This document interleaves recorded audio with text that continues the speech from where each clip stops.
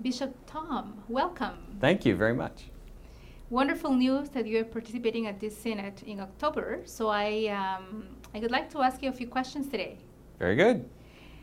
When did you learn you will be participating at this synod? Why do you think you were chosen? Well, I was actually elected last September during the annual plenary meeting of all of the bishops of Canada. Part of the preparation of a synod is that each of the different conferences of bishops around the world have to elect delegates to go, and those names are proposed to Rome. And so we in Canada send 4 people, 2 from the English sector of the bishops and 2 from the French sector of the bishops.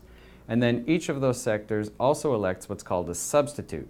Because it's a long process, if somebody has to drop out, then we want to have a backup in place. So I was actually originally elected as the backup.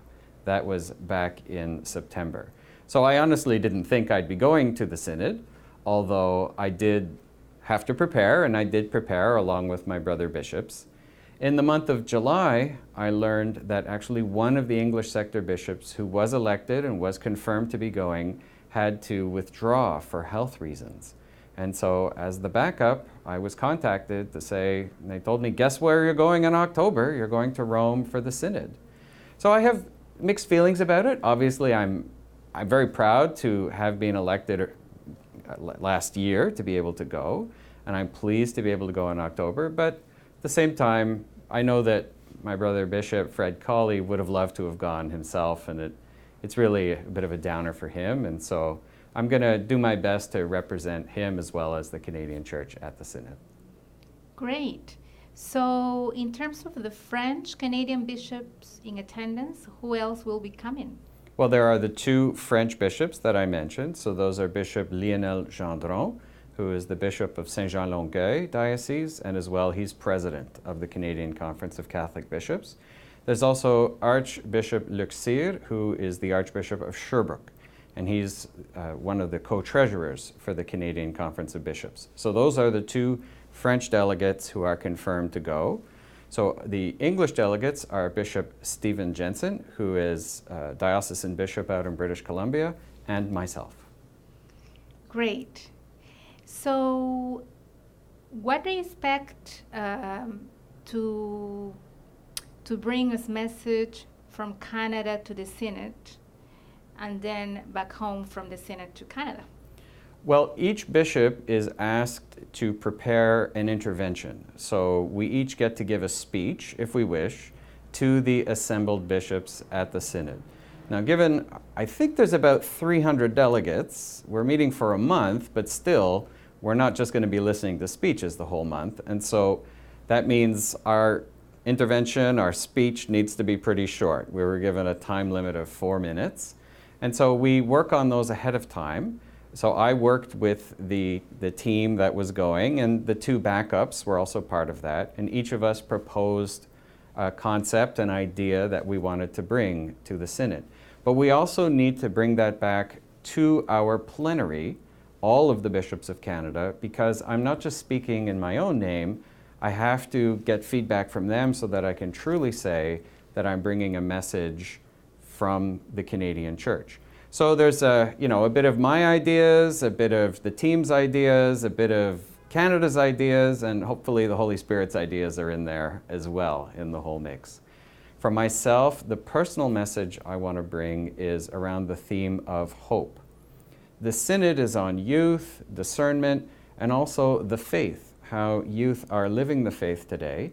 And I think one of the particular qualities of the issue of faith in our church and in our world right now has to do with what comes after faith. Faith is a starting point, but it has to grow into hope, and faith and hope together grow into love. The greatest commandment is love. But sometimes between faith and love, we kind of forget the bridge, which is this virtue of hope. And for me, faith is this virtue that tells us what to believe. But hope is the virtue that answers the question, so what?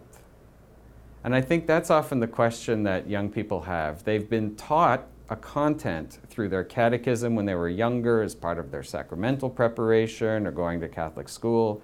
But at a certain point, they ask themselves the question, what's this all about anyway? So what if I believe that Jesus existed, or that he died and rose from the dead, or that he healed people way back when? What does that change? And so that's where faith starts to become hope. That's where catechism and ideas start to enter history, they start to enter our personal lives, and they start to give us a direction to guide our action, our choices, and our calling, finding our calling.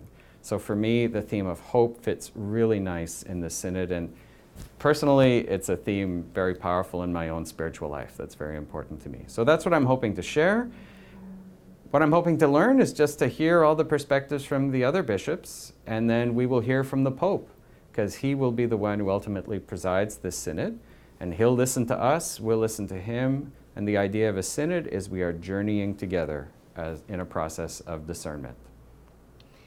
Thank you. And my last question would be, are you planning to undertake any specific speech or writing or sharing after you come back from the Synod back home here in Montreal, in Canada, to a specific group of people or youth? Or I do not have anything like that set up in advance. As I said, I found out last minute compared to everyone else that I would be going, and that was in the middle of the summer. I imagine I'll be back to talk to you and do perhaps another video for our diocesan website, and I'd certainly be very open to that. There's a lot to be said in the church about good things that are happening. Even if sometimes we hear negative things, the simple truth is we hear trees that are falling down that make a lot more noise than the whole forest that is growing. And for me, the Synod is a way to help see the forest grow and help it to grow. And so we may not make a lot of noise. A lot of people might wonder, what is the point of even doing this? But forest's got to grow. Church has to grow, and that's what we're about. Wonderful. Thank you very much. Thank you.